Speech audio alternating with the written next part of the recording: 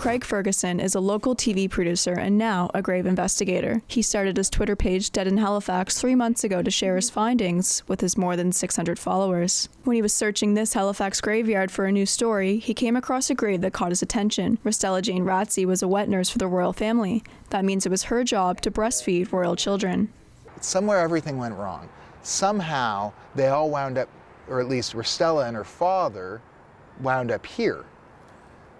The story, as best as I can tell, is that there was a controversy, and the controversy got her fired. And the root of the controversy is that royalty, even little baby royalty that you have to breastfeed, they're better than you, right? So when they bring the baby into the room, you have to stand up.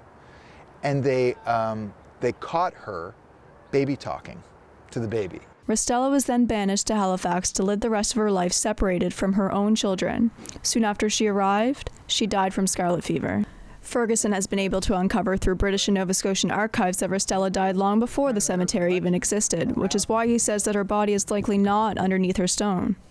Halifax historian William Breckenridge says Ferguson's work is important because it helps ensure the city's history isn't forgotten. Finding that past information helps us find the future. And where we're going and identify that. So it's very important that we get that information out there, and if there's someone who can dissect that information in a way that's good for the public to be able to learn that in summary, then that's all the better. Ferguson says he hopes his work will inspire others to take an interest in history. History doesn't just happen. People are involved. Sometimes they get run over by history, and sometimes they're driving the bus, right?